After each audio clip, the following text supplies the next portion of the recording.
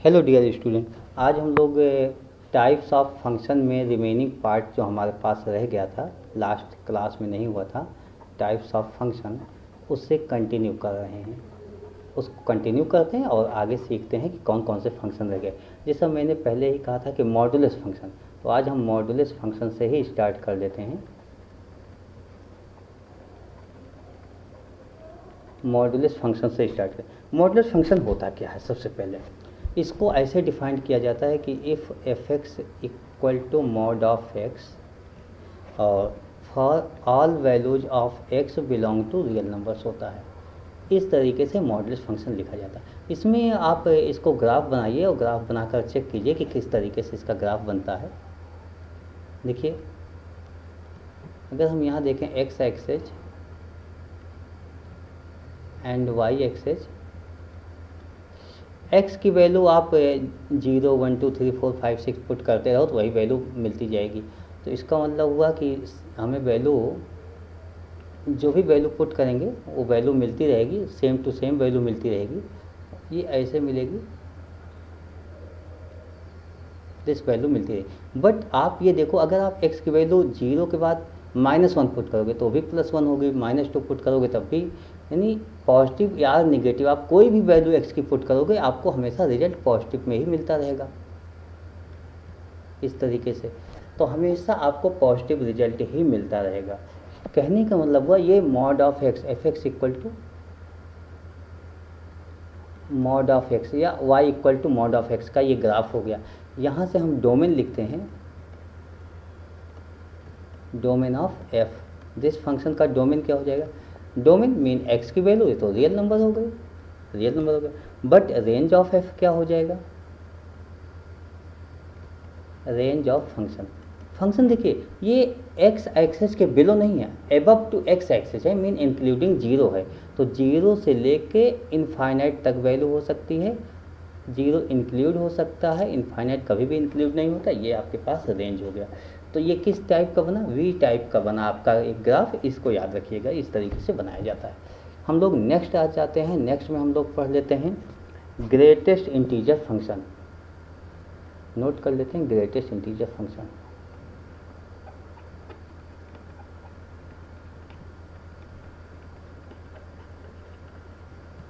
Greatest integer function,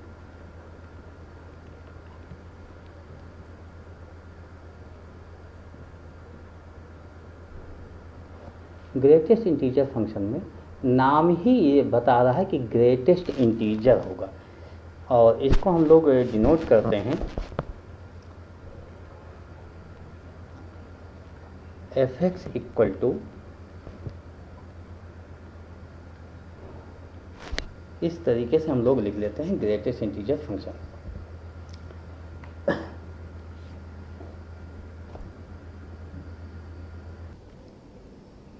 देखिए, अब तक जो हमने फंक्शन बताया था उसके बारे में आपने किसी न किसी तरीके से पहले कहीं ना कहीं कुछ पढ़ा था, लेकिन ग्रेटेस्ट इंटीजर इसको कहीं नहीं पढ़ा है, इसलिए इसमें थोड़ा हम विशेष डिस्कस करेंगे। ये जो x की वैल्यू होती है, x belong to real number होता है, बट इसका जो रिजल्ट होता है वो रिजल्ट होता है n से ग्रेटर होता है, लेस देन n+1 होता है। इस तरीके से लिखा जाता है, x belong to real number और n belong to integer, n आपका इंटीजर होता है। तो इतनी बातें आपको समझना होगा। और हम लोग ने कहा है कि ये ग्रेटेस्ट इंटीजर फंक्शन हुआ, मतलब इसको, इसी फंक्शन को एक दूसरा भी नाम है इंटीग्रल पार्ट ऑफ फंक्शन मान बोलते हैं। इंटीग्रल पार्ट फंक्शन ऐसा भी बोला जाता है क्या ये? मतलब किस तरीके से क्या बोल रहा है ये देखिए। सपोज कीजिए एफ एक्स इक्वल टू, मैंने ग्रेटेस्ट इंटीजर के अंदर 2.3 डाल दिया, तो 2.3 क्या बोल रहा है? देखिए, हमने जो यहाँ पर लिखा हुआ है इस तरीके से कि इंटीजर लिखा जाना चाहिए, तो 2.3 लिखा गया है तो आप क्या लिखोगे? मीन 2 से ग्रेटर होगा और 3 से लेस हो जाएगा। तो ग्रेटर इंटीजर इसमें क्या आया? देखिए, इक्वल टू के है तो 2 आना चाहिए, इस तरीके से इसकी वैल्यू हमेशा 2 आएगी। मीन ग्रेटेस्ट इंटीजर लिखा गया इस 2.3 में, जो इंटीजर ग्रेटर होगा वही लिखा जाएगा। यहाँ पर इंटीजर ये वैल्यू है 2, तो इसी तरीके से लिखा जाएगा। मान लीजिए यहाँ पर हमने लिखा है 2.6, तब भी 2 आएगा। अगर मैंने 2.0 लिखा होता तो भी 2 आता। 2.9 लिख दिया, इसमें भी 2 आएगा। 2.9999 ऐसा कुछ भी लिख लो, इसका भी आंसर आपके पास 2 ही आएगा। इसके बाद इसमें कुछ और कंडीशन देखते हैं। जैसे मान लीजिए मैंने 0 पुट कर लिया तो 0 आ जाएगा, लेकिन 0.1 पुट कर लिया तो भी 0 आएगा। 0.6 पुट किया, यहाँ भी 0 आ जाएगा। ये होता है, इस तरीके से हम लोग सॉल्व करें। मेन जो भी पॉइंट 0 से जैसे हमने पुट करना स्टार्ट किया तो 0 तो 0 आ गया, मतलब इंटीजर पुट करने में इंटीजर आता है। लेकिन इंटीजर के बाद जब हम पॉइंट में पुट करना स्टार्ट करते हैं तो अगले इंटीजर तक, जैसे यहाँ पर 3 पुट करेंगे तो 3 आ जाएगा। मीन नेक्स्ट इंटीजर तक तो वही इंटीजर रहेगा जो पहले से जहाँ से हम स्टार्ट करते हैं। इसको हम लोग अगर ग्राफ में बनाएं तो इस तरीके से बनाया जाएगा।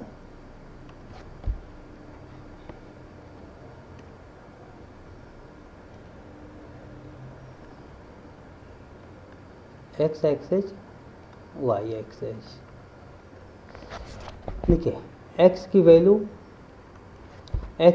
0, ये जैसे 1 हो गया, यहाँ पर 2 हो गया, 3 हो गया, 4, -1, -2, -3 ऐसे।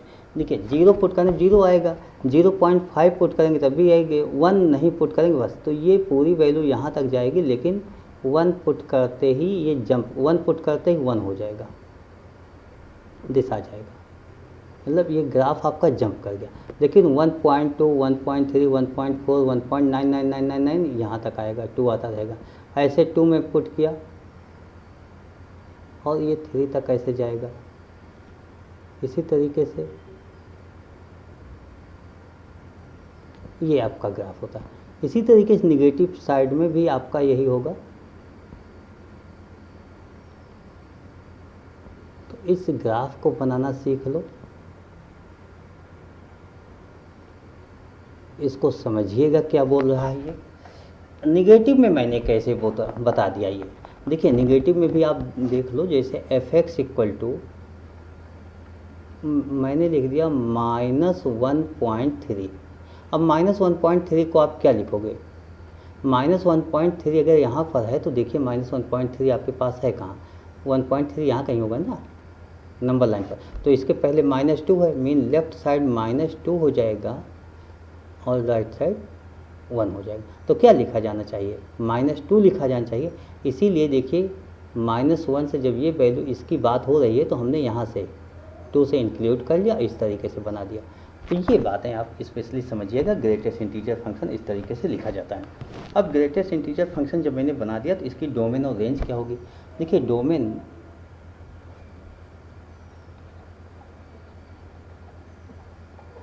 ऑफ एफ, डोमेन एक्स की वैल्यू आप कोई भी वैल्यू पुट कर पा रहे हो, वहाँ कोई प्रॉब्लम नहीं है, इसलिए रियल नंबर्स हो जाएगा। लेकिन रेंज में तो थोड़ा आपको प्रॉब्लम हो रही है। रेंज ऑफ फंक्शन, रेंज क्या होता है? देखिए आपके पास जो नंबर मिल रहे हैं वो इंटीजर नंबर मिल रहे हैं, हमेशा याद रखो। जैसे 1 मिलता है, 2 मिला, 3 मिल गया, इधर -1, -2, -3, मीन इंटीजर ही मिल रहा है। तो आप इंटीजर को किस तरीके से लिखते हो? या तो z से लिखते हो या i से लिखते हो। तो z और i ये होगा। मीन रेंज हमेशा इसका इंटीजर ही आता रहेगा। उसके बाद स्मॉलेस्ट इंटीजर फंक्शन होता है, लेकिन स्मॉलेस्ट इंटीजर फंक्शन मैं यहाँ पर नहीं डिस्कस कर रहा हूँ 11th क्लास में। बाकी कॉम्पिटिटिव जो हमारा अलग लेक्चर बनेगा उसमें स्मॉलेस्ट इंटीजर फंक्शन डिस्कस करूँगा, और उसको आप लोग बाद में वीडियो देख भी सकते हैं, आपके वीडियो के साथ ही होगा अलग अलग। वैसे मैं सभी फंक्शन को और ब्रीफ में और सॉल्व किया हूँ, जैसे मॉडलेस हो गया, ग्रेटेस्ट हो गया, सिग्नम हो गया, सभी फंक्शन के अलग अलग वीडियो हैं, उसमें 15-15 20-20 मिनट के एक एक मतलब उसकी सब कंडीशन सहित डिस्कस किया गया। तो आपको ज़्यादा पढ़ना होगा तो वहाँ पर पढ़ सकते हो। अभी हम लोग आते हैं सिग्नम फंक्शन।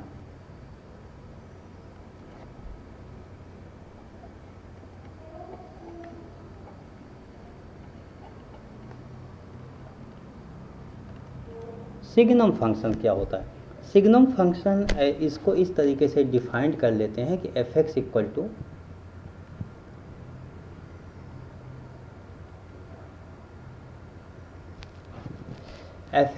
टू इसकी हमेशा 3 वैल्यू आती है। 1 आता है जब x की कोई भी वैल्यू पुट करो 0 से ज़्यादा होगा, और 0 आता है इफ़ x की वैल्यू 0 हो जाएगा, और -1 हमेशा आएगा इफ़ x लेस देन 0 हो जाएगा। ये होता है आपका सिग्नम फंक्शन। ये किसी भी रियल नंबर्स के मतलब x की कोई भी वैल्यू हो तो for all x belong to real number, for all x belong, इसका मतलब x डोमेन तो आपको निकल आया, डोमेन मिल गया, तो डोमेन तो आपके पास मिल गया, आप लिख सकते हो डोमेन ऑफ f, इसमें क्या हो गया? Real number. अच्छा, यहाँ रेंज भी मिल रहा है, आप देखिए रेंज ऑफ f, रेंज में क्या है, या तो 0 रिजल्ट आएगा आंसर, या तो 1 आएगा, तो -1, यही 3 वैल्यू तो आएगी, तो -1 0 1 यही आपके पास होगा, -1 0 एंड 1 दिस होगा। अब इसका ग्राफ बनाना है तो ग्राफ थोड़ा बना के दिखा देता हूँ। देखिए x axis and y axis. अब x की वैल्यू 0 देन 0, 0 पर 0 होगा आपके पास, ये हो गया। x की वैल्यू 0 से ज़्यादा होगा, मतलब जैसे 0 से मूव किया तो 1 आना शुरू हुआ, देखिए 1 आ रहा है। x ग्रेटर देन 0, 0 जैसे ही ज़्यादा हुआ 1 आना शुरू हो गया। तो इसी बात को हम लिखेंगे, 0 से मूव करेंगे जैसे 0.0001 तो 1 आ जाएगा ऐसे। उसके बाद कोई भी x की वैल्यू पुट करेंगे हमेशा 1 ही आता रहेगा, तो इस दिशा में मूव कर जाएगा। इसी तरीके से निगेटिव पुट कर लेंगे तो -1 आना शुरू हो गया। ये होता है आपका सिग्नम फंक्शन। तो सिग्नम फंक्शन में डोमेन, रेंज और ग्राफ, इसका ग्राफ आप लोग हमेशा याद रखिएगा, इसलिए बहुत से क्वेश्चन ग्राफ के बेस पर ही इजीली सॉल्व हो जाया करेंगे। उसके बाद आता है आपका exponential function. Exponential function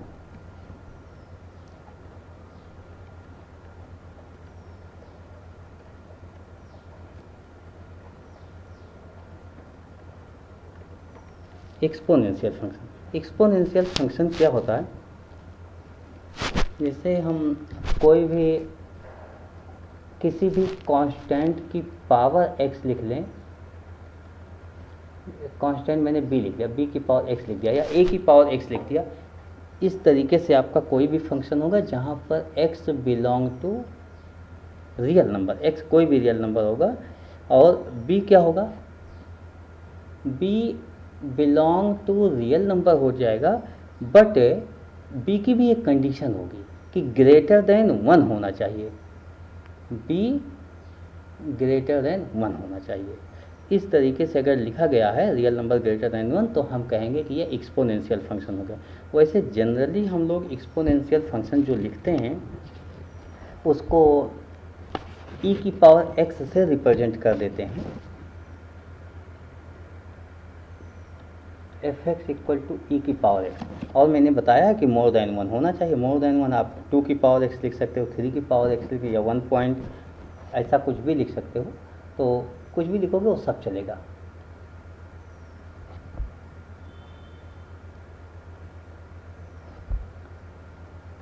x axis and Y access.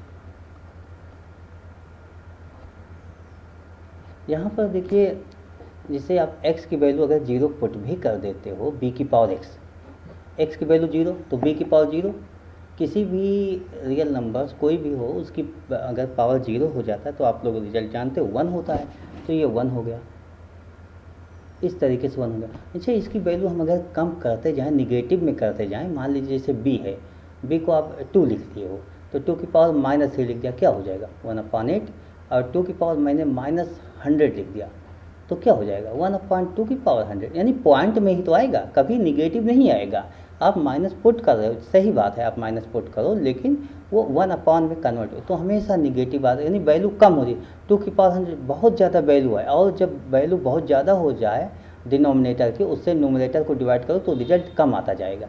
इसका मतलब रिजल्ट कम आएगा, तो यहाँ से हम लोग ऐसे जब मूव करेंगे तो रिजल्ट हमेशा कम आता जाएगा। तो हम ये उम्मीद करें कि इनफाइनाइट पर कहीं टच करेगी, जबकि टच नहीं करेगी। और इसी तरीके से जब हम इसकी वैल्यू इंक्रीज करते जाएं, जैसे 2 की पावर 2 4 हो जाएगा, 2 की पावर 3 2 की पावर 3 8 हो जाएगा, 2 की पावर 4 16, मतलब बहुत तेज़ी के साथ ही ग्राफ मूव करेगा। तो इधर हमारा ग्राफ बहुत तेज़ी के साथ ऐसे मूव करता है। इसी को हम लोग e की पावर x या एक्सपोनेंशियल फंक्शन कहते हैं। तो यहाँ पर डोमेन क्या हो जाएगा, डोमेन ऑफ f। देखिए x तो आप कुछ भी पुट कर लेते हो तो रियल नंबर्स हो गया, बट रेंज क्या हो गया, रेंज ऑफ f। रेंज की कंडीशन मैंने क्या कहा कि ये x एक्सिस के नीचे नहीं आ रहा है, x एक्सिस के हमेशा ऊपर है, यानी y की वैल्यू देखिए, y की वैल्यू कभी भी निगेटिव नहीं आएगी, जीरो भी नहीं आएगी। तो जीरो से लेके इनफाइनाइट तक होगा, बट जीरो इंक्लूड नहीं होगा।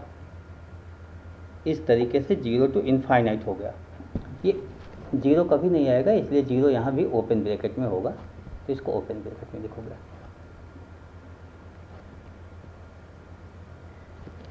ये तो आपका हो गया डोमेन और रेंज, ये एक्सपोनेंशियल फंक्शन का एक आपके पास ग्राफ हो गया।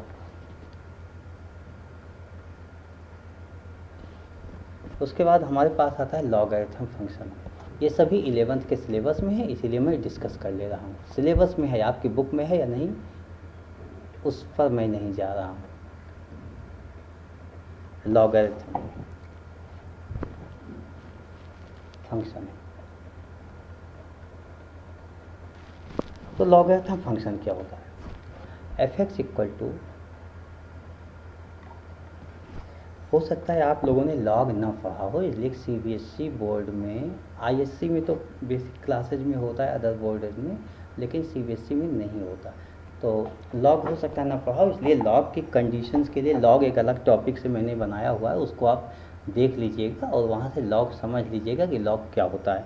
यहाँ पर x बिलोंग टू क्या होता है, x लॉगरिथम की केस में 0 to इनफाइनाइट होता है। तो यहाँ डिस्कस करना तो पॉसिबल नहीं है, पूरा लॉग की डेफिनेशन डिस्कस की जाए, लेकिन लॉग के लिए अलग टॉपिक मैंने लिखा हुआ है, वहाँ पर आप देखिएगा, उससे आप समझ लीजिएगा। तो लॉगरिथम का ग्राफ कैसे होता है ये आप देखिए।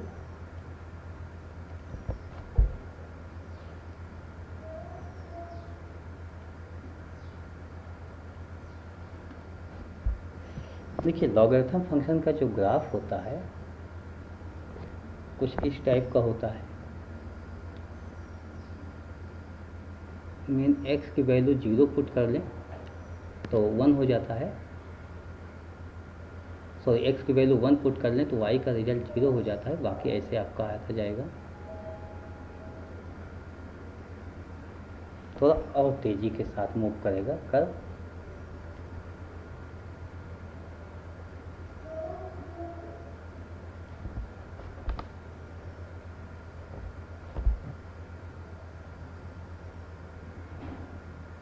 ऐसे होता है आपके पास, दिस x एक्सिस होता है और ये y एक्सिस होता है। तो यहाँ पर क्या देख रहे हैं, y की वैल्यू तो यहाँ देखिए लास्ट तक जा रही है, मतलब इनफाइनाइट की ओर चली जा रही है, और y पॉजिटिव भी इनफाइनाइट है। तो यहाँ पर हम लिख सकते हैं कि डोमेन, अच्छा डोमेन ऑफ f, ये कंडीशन मैंने पहले ही बता दी थी, इसका जब फंक्शन लिखा तभी कि x की वैल्यू 0 to इनफाइनाइट होगी। तो 0 to इनफाइनाइट होगी तो उसमें आपको कुछ पूछना ही नहीं, 0 to इनफाइनाइट आप लिख सकते हो डोमेन। अब रेंज की बात आ गई, रेंज ऑफ f क्या होगा, हमने कहा नहीं माइनस इनफाइनाइट से इनफाइनाइट की ओर मूव कर रहा है, तो ये लिखा जा सकता है। इसी को आप रियल नंबर भी कह सकते हो, तो रियल नंबर चाहो तो लिख दो, या माइनस इनफाइनाइट टू इनफाइनाइट लिख सकते हो, ऐसा लिखा जा सकता है। तो लॉगरिथम हो सकता है आपके पास लॉगरिथम नहीं है या कभी नहीं पढ़ा होगा तो प्रॉब्लम हो सकती है, इसलिए लॉगरिथम आप एक बार खोल के समझ लीजिएगा, उसे पढ़ने का प्रयास कीजिएगा। यहाँ एक बात और समझना है कि e की पावर x और लॉगरिथम दोनों एक दूसरे के रेसिप्रोकल होते हैं। तो मीन इनवर्स, एक तरीके इनवर्स होते हैं, रेसिप्रोकल नहीं इनवर्स, आप कहोगे इनवर्स फंक्शन होते हैं। जैसे हम ग्राफ बना के दिखाते हैं इसको, एक ही ग्राफ में दोनों को कैसे बनाया जाएगा। दिस आपके पास देखिए ये बताया गया था 1 से तेज़ी के साथ मूव करेगा e की पावर x, ऐसे 1 से, और यहाँ 1 से आपके पास होता है लॉगरिथम फंक्शन। जब पढ़ोगे तो वहाँ पर आपको मिलेगा कि लॉगरिथम एक्सपोनेंशियल से ही लॉगरिथम को कन्वर्ट किया गया था। ये आपके पास एक y = x लाइन है, इसी से देखिए इसी पर मिरर इमेज बनती हुई दिख रही है। तो इस तरीके से मिरर इमेज बनती है। मुझे लगता है कि मैंने लगभग आपके यहाँ सभी जितने भी फंक्शंस होते हैं 11th स्टैंडर्ड के सभी डिस्कस कर लिया। उसके बाद इनवर्स ट्रिग्नोमेट्री फंक्शन है, लेकिन वो अभी यहाँ नहीं डिस्कस करना है, उसका कोई यहाँ यूज नहीं है। अब हम लोग इसी बेस पे डोमेन, सभी फंक्शन पर डोमेन, रेंज ये सॉल्व करेंगे, कुछ क्वेश्चन सॉल्व करेंगे, उसके बाद क्लासेस कंटिन्यू करेंगे। मीन रिलेशन इन फंक्शन का लेक्चर समाप्त हुआ है। इसके एग्जाम्पल्स, इसके क्वेश्चंस ये हम लोग कुछ लेते रहेंगे और सॉल्व करते रहेंगे, पढ़ते रहेंगे। तो आज की क्लास यहीं ओवर करते हैं, नेक्स्ट क्लास में फिर से मिलेंगे। Okay, thank you, bye.